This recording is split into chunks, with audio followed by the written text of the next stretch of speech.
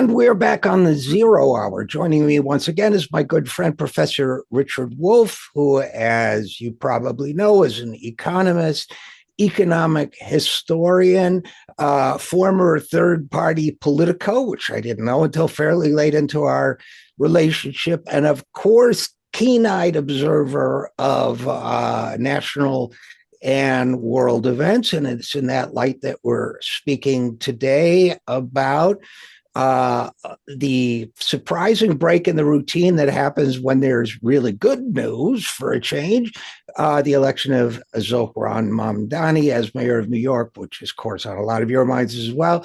So first of all, Richard Wolff, welcome back to the program. Thank you very much, Richard. I'm very, very glad to be here. And as I mentioned before we went on, I've been a participant in many elections in my time. I usually come away depressed with the outcome. So it is a very welcome to have gotten up this morning and seen the results here in New York above all, but also in New Jersey and in Virginia. So and Pennsylvania.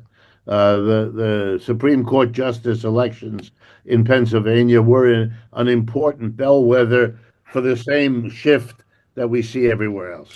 And I would also say that there's some significance to the election results in California, the referendum measure to basically fight fire with fire on congressional redistricting. And I mean, let's start with the national picture before we zero in on Zohran, because of course, the national punditry has been whetting their rhetorical knives for weeks now, trying to figure out ways to minimize the importance of the Mamdani victory. But before we get to that, I'm glad you mentioned the other races because, first of all, we had in both New Jersey and Virginia, my read of it is that the Democratic Party establishment basically anointed two figures it had recruited or whatever, encouraged to run in the past for other positions, and they are both. One of them is, I think, intelligence or military. The other has got an equally moderate background, and they're both running on competence. So I think that in government and as anti-Trump candidates. So I think that the Democratic narrative was spoiled by Mamdani's victory because otherwise they would have said, see, it's the moderates who always win after they recruit them and fund them and, give them preferential treatment. But you're right. It's still significant, I think. And I have some thoughts about it, but since you brought it up, what's your thinking on those two governors' races? Yeah, well, I want to take away from the conventional punditry and the official Democrats what they're trying to say. I think they cashed in on a shift in public opinion that required speaking out against Mr. Trump. I believe it was a referendum on attitude towards Mr. Trump, the outpouring of additional voters, people who have not voted in the past, who were persuaded to register to vote and vote this time, tells you that people who normally believe that it has nothing to do with them were persuaded that this time it might actually make a difference to vote. If I have the numbers right, over 100,000 new voters in New York City. That's an enormous achievement when you know how hard it is to get that job done. And that's why Mr. Mamdani, I'm one of the reasons why he did well. But I think all that the Democratic Party has done is cashed in on the repulsion, if I can say so, of a large part of the Democratic Party base. Now, that repulsion has more to do with the people who stuck their necks out over the last 10 months and not with those who were cautious. I want to remind people Chuck Schumer did not endorse Mamdani at all, as far as I'm aware. No. Hakeem Jeffries waited until 2 days before the election to do it. And I could go on and on and on. These people have shown they weren't the ones to do it. They weren't the ones out there fighting against ICE in terms of its behavior, and they're not the ones speaking out, about killing the people now over 60 in number in those boats around Latin America uh, in the run up to God knows what adventure in Venezuela is coming. So I think that the victory of Mr. Mamdani, I think the fact that his victory was absolute, he got more than 50% of the vote.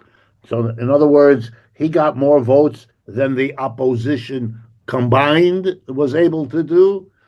That is Cuomo and Sliwa, but also the three or four others that appeared on the ballot that got another 2% of the vote. He overwhelmed all of them in terms of his vote getting ability.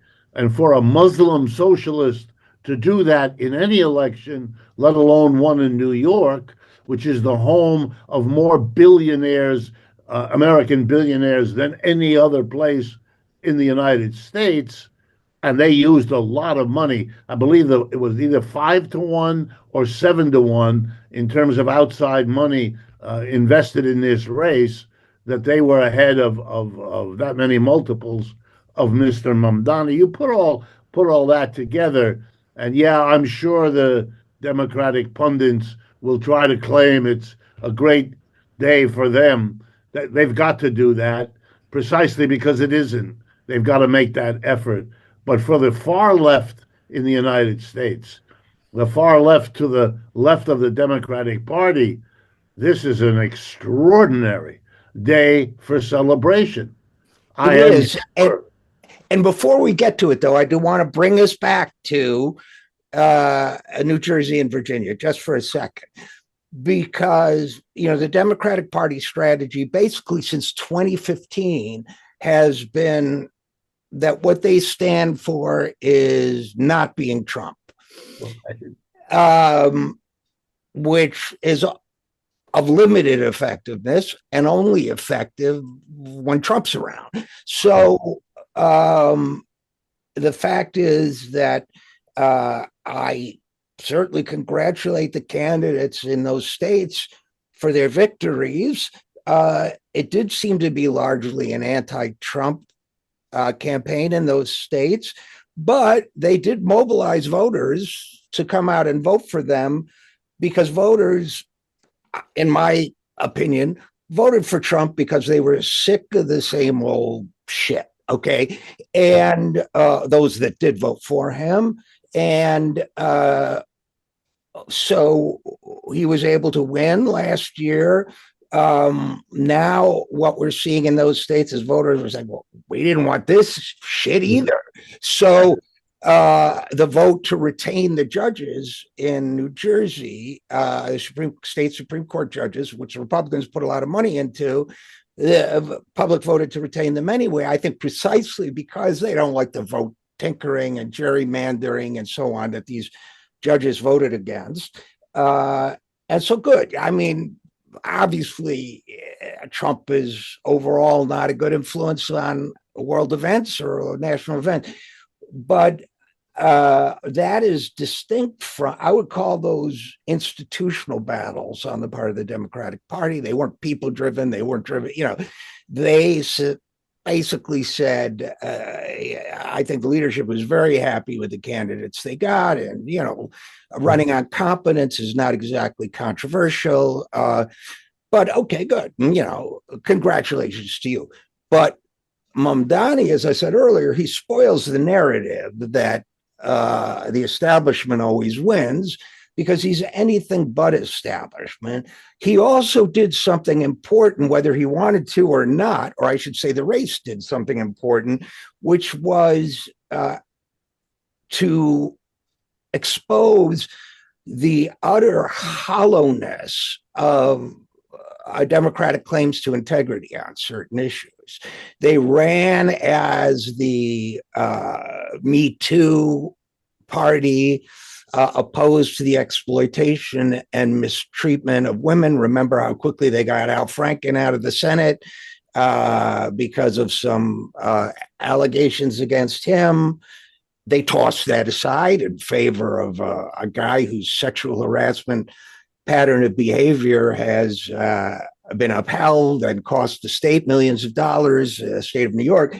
They allied, and if many of them did, Chuck Schumer passively and others essentially allied with Donald Trump to try to defeat Zohran Mamdani and get the serial harasser elected mayor. And that was not a good look. Then you had other people I think were more artful in their management of it. I'm thinking, for example, of Barack Obama, who got a lot of press for, he's a very smart guy. He got a lot of press for calling Mamdani, having a half-hour conversation with him, saying, call me anytime for advice. Well done, Mr. President. But I don't think he actually endorsed him. And, the other guy, the Chuck Schumers of this world couldn't bring themselves to do even that. The Hakeem Jeffries of the world couldn't even bring themselves to do that. So what you had, to me, is already you have, the conservative columnist Rush Douthat, or however it's pronounced, saying, well, there's no lesson to be learned from the left about the Mamdani victory. You have all those Democratic pundits who wrote their competent sells column months ago and now don't know what to do with it. But I would argue, and everybody said, well, New York City is demographically different. Well, of course, every place is demographically different, right? I mean, it's like a lot of cities. Rural states are like a lot of rural states. Yeah, okay. But to me, there are some clear lessons for the left. First of all, do you agree? And if so, what do you think they are? Yeah, no, the lessons there are. I enjoy that the New York Times needs to go to the extent of saying there are no lessons, since, of course, without being cute, that's a lesson. Right. You're drawing the statement that there's nothing to say is a very specific meaning that you're giving to this outcome, and that he doesn't understand that. And anyway, it tells you more about him than it does about anything else. Look, for 75 years, it has been political suicide in the United States to call yourself a socialist, to do anything other than run away in horror at the label being applied to you. Bernie opened it up in 2016 by taking the chance to show that it wasn't a throwaway vote, that millions of people could find it important to vote for him. And then the young people, Alexandra Ocasio-Cortez and the others, have shown that wasn't just a kindly elderly man from Vermont who could pull that off. We would have had this same clown from the New York Times tell us there was no lesson because Mr. Sanders was old or white or from New England or whatever else he could say. And Ocasio wasn't a male and wasn't white and wasn't elderly, blah, blah, blah. And now we have Mr. Mamdani.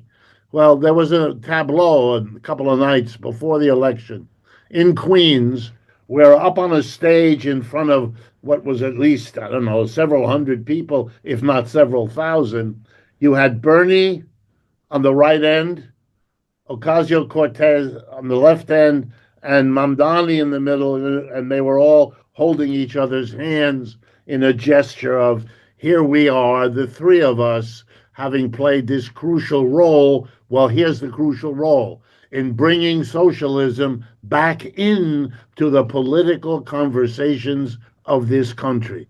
There are going to be, I would estimate, hundreds of people who are right now thinking about running for office, from the school board in Yipsy Doodle, Minnesota, on across the country, high office, low office, and everything in between, because they think it's possible. You know, Mr. Mamdani proved that with election matching funds, you can do a lot. If you mobilize people, you can do a lot to immobilize the donor class with its money. Bloomberg, I believe, gave several $1 million. The guy who owns and operates Airbnb, several $1 million. I may have the numbers wrong, but they were major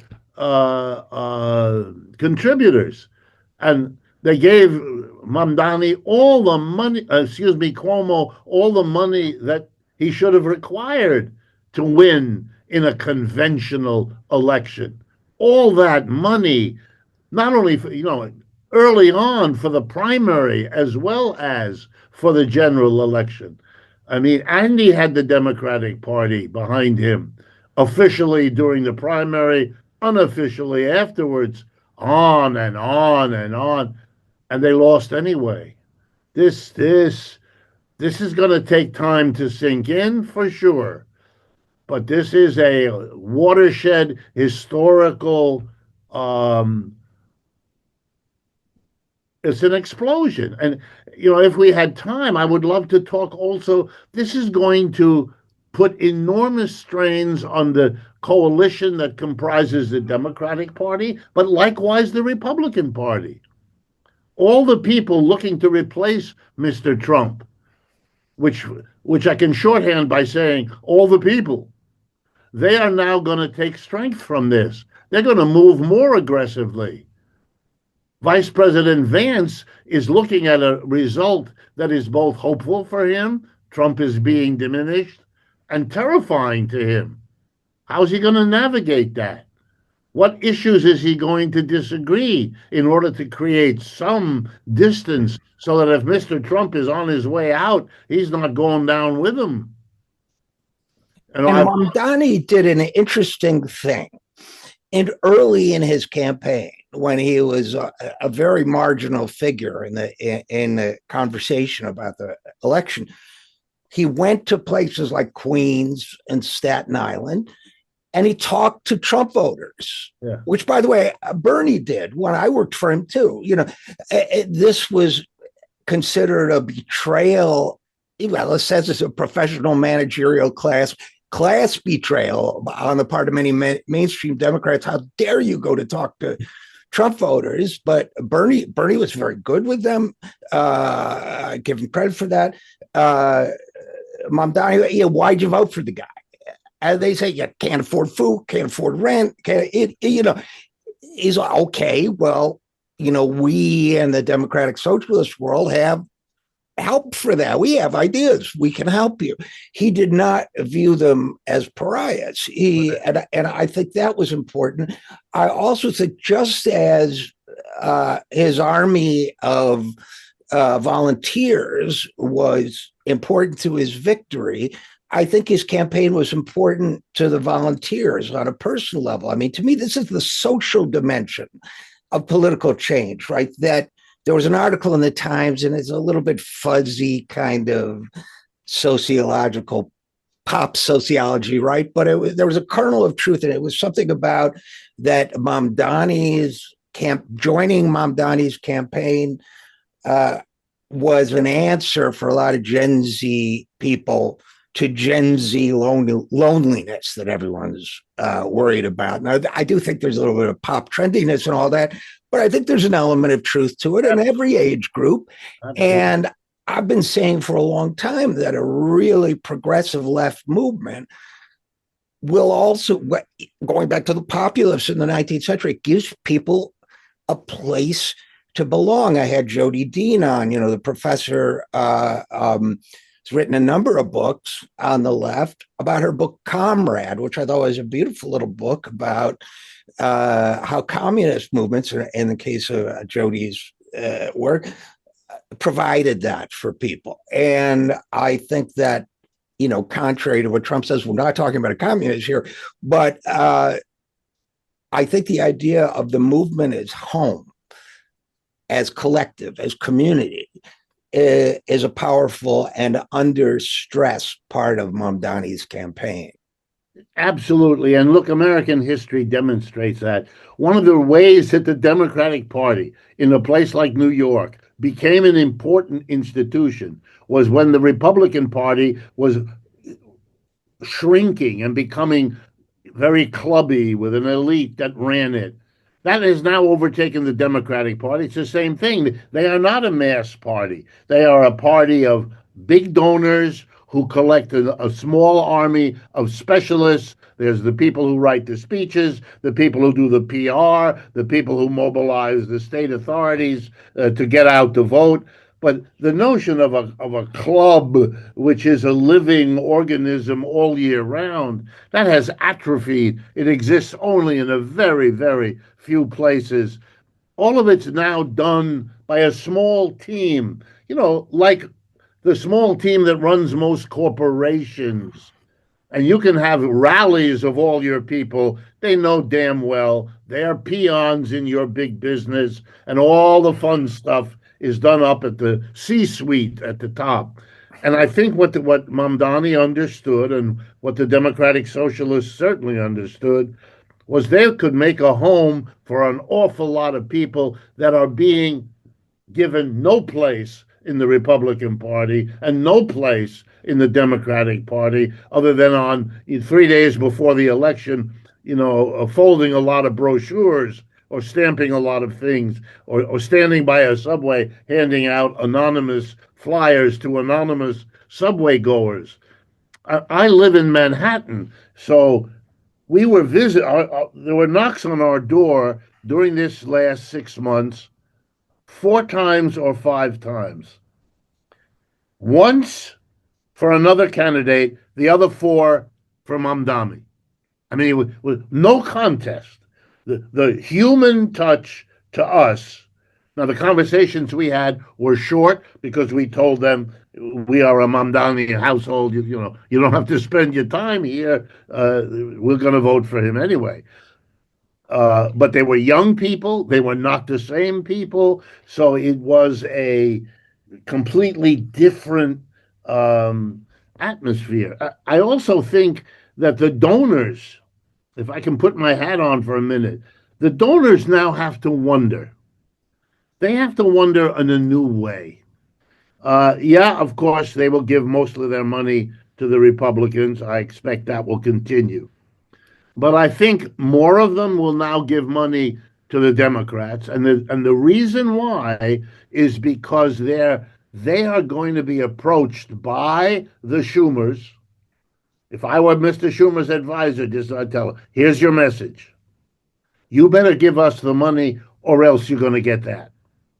In other words, they are going to cash in. They are the bulwark against this happening anymore. And if you're not careful, Mr. Donor, I would have Mr. Schumer say, you're going to see a backlash against Trump that might get you legislation worse for you than Trump was good for you. So he may be producing a tsunami the other way, and you don't want that. And we are the only ones who can give that to you, because Mr. Trump is determined to do what he does, and he's going to produce the backlash. So we're the bulwark against it. And that's how they're going to try to, and they'll have to show the donors that they mean it by coming down hard on the left. And of course, they've been doing that in a sense since Bernie came around in 2015. And by the way, and you mentioned, the sort of clubby atmosphere of the Republican Party and then the Democratic Party in New York. Just to punctuate Mamdani's victory day yesterday, this tweet from Kamala Harris, and I quote, "I am saddened to learn of the passing of former Vice President Dick Cheney. Vice President Cheney was a devoted public servant, from the halls of Congress to many positions of leadership in multiple presidential administrations. His passing marks the loss of a figure who, with a strong sense of dedication, gave so much of his life to the country he loved. And she goes on.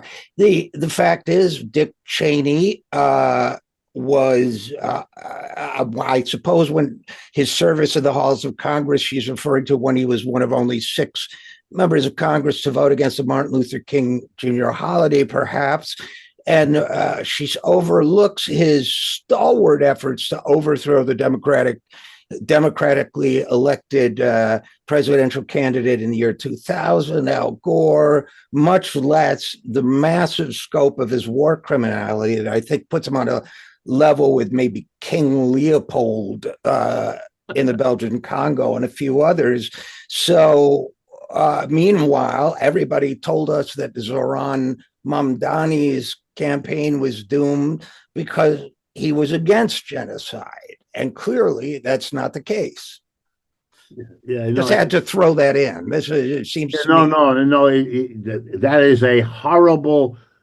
I didn't see that. That is a horrible foretelling of the kind of when Kamala Harris got the job to replace Biden, an enterprising reporter reached out to Kamala Harris's father, Donald Harris, a superb economics professor like me, not superb like me. I was going to let that go, but yeah. Yes, thank you. But I had worked with Donald Harris quite a bit in my life. I knew him well. We did some writing together, et cetera, et cetera. I was careful not to push him because I figured it was awkward for him to talk about his daughter.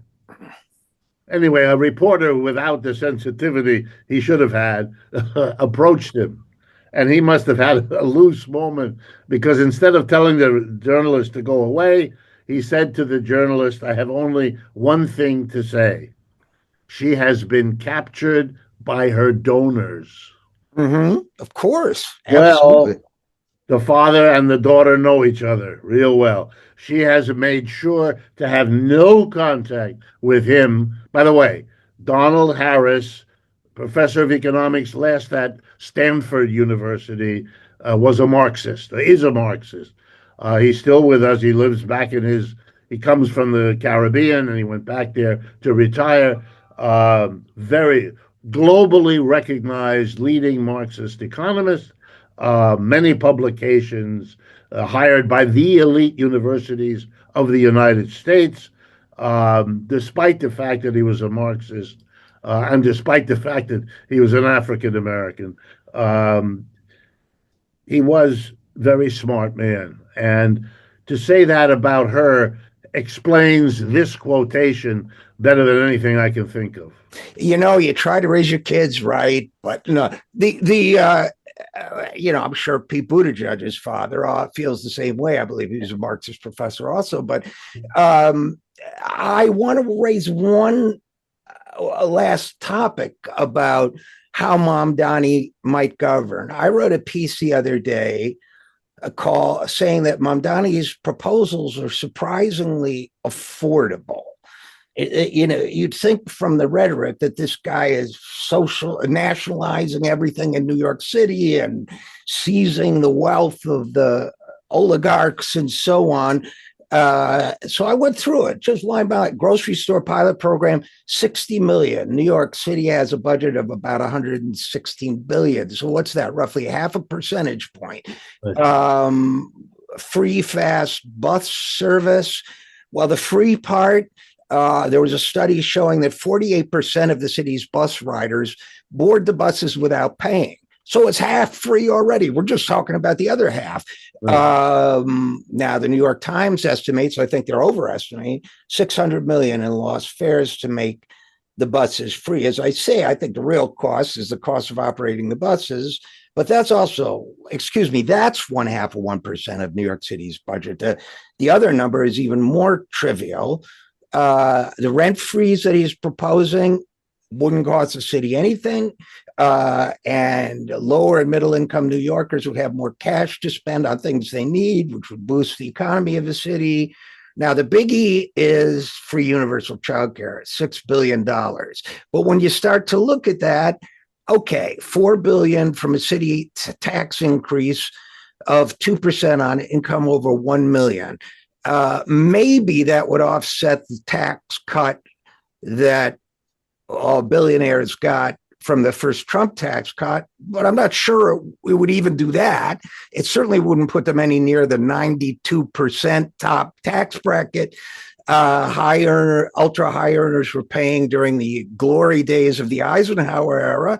So when I look at the fiscal impact of Mamdani's proposals, they ain't that radical. What, the state raises its sales tax to New Jersey's or so? I mean, it's not crazy stuff. But what I think has people scared is the way he packages it. I mean, New Mexico has free universal child care. This county, Montgomery County, Maryland, where I live now, has some free buses. Even Bloomberg proposed some free buses.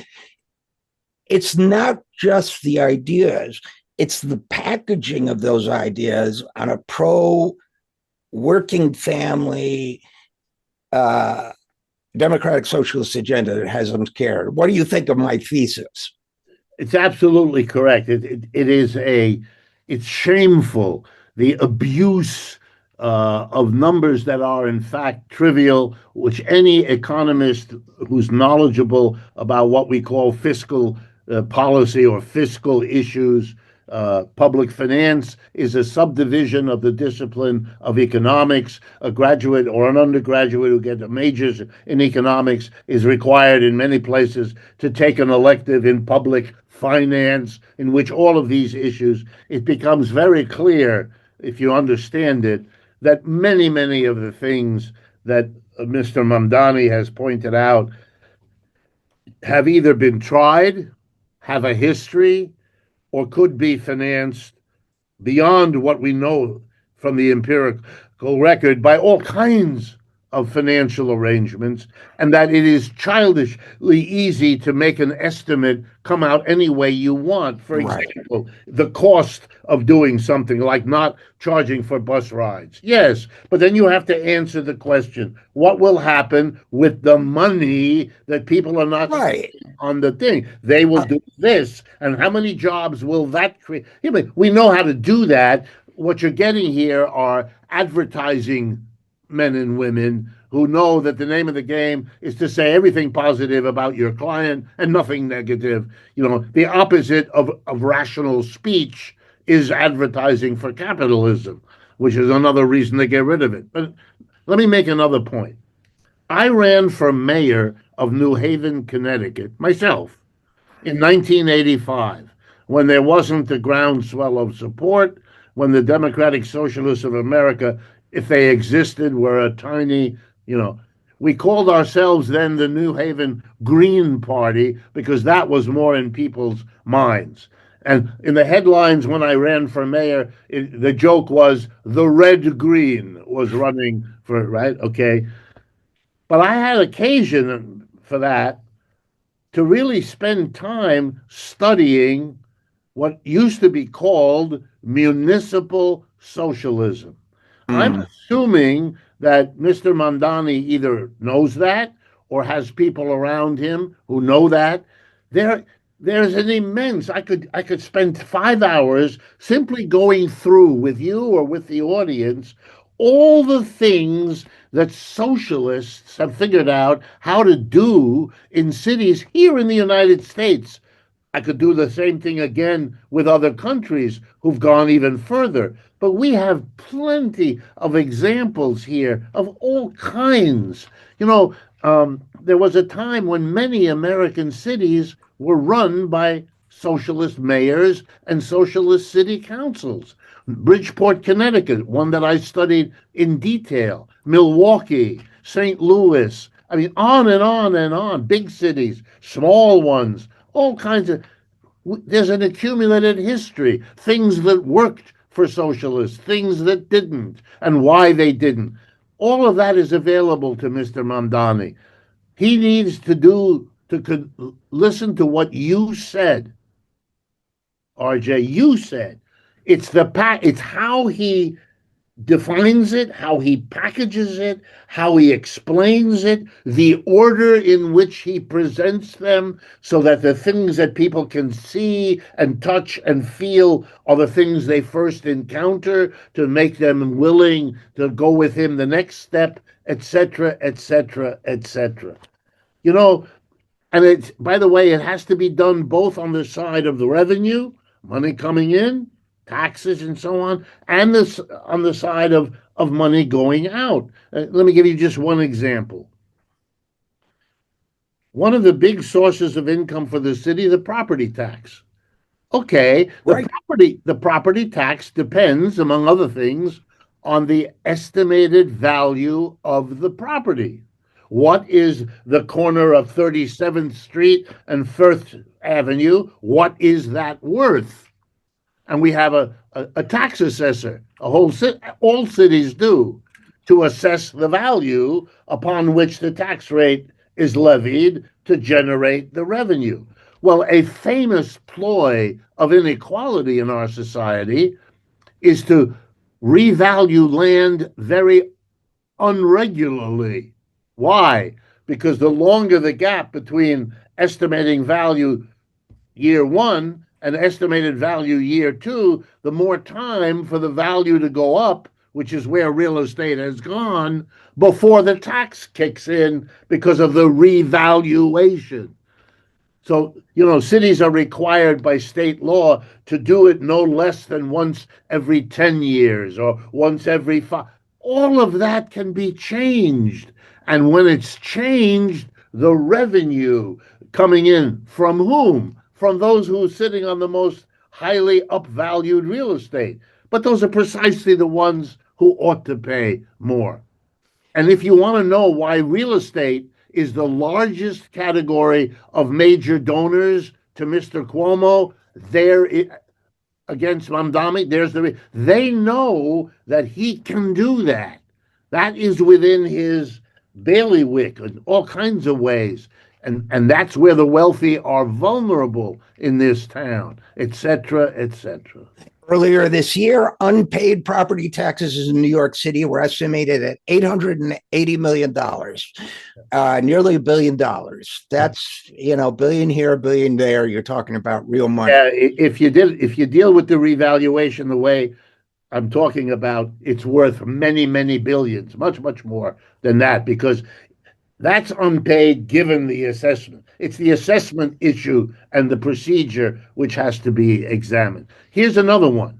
An enormous portion of the value of land in New York City is in the hands of tax-exempt institutions. The Roman Catholic Church, Columbia University. I could go on. All right? Now, the NYU, a huge owner of land. Those questions have to be read. Why are they getting a tax exemption? That usually was done decades ago when these were completely different, smaller institutions. It was done to help them do what? Their educational function. NYU doesn't need that money for its educational function. That's ridiculous. Why don't we deal with this? Here's a way to do it. It's called, by the way, just so you know, this is all very well known, part of a curriculum. The pilot programs, they're called payments in lieu of taxes, PILOT. Connecticut is full of them. I've helped write some of them. The state mandates not that you let them keep their tax exemption, but they can be required. Connecticut has been doing this for decades. They can be required to make payments in lieu of taxes based on the taxable property. And that is something which, guess what? The Yale, which is the monster that runs the show in Connecticut, Yale has accommodated that. Why? Because they understood if they didn't, they faced the risk of taxes.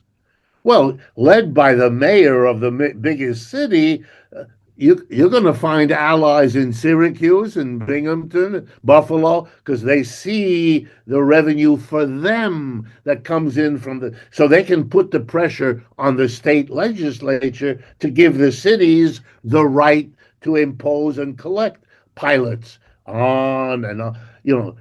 Mr. Mamdani has lots to work with. He just needs people to help him collect it and design it to roll it out in a way that minimizes what the critics can do. Otherwise, they'll just keep beating on him by telling everybody, he's going to be reaching into your pocket. And they're going to try to sabotage him too. But, I have a pilot program for the religious institutions could be, hey, why don't you feed the poor? Isn't that supposed to be what your founder had in mind?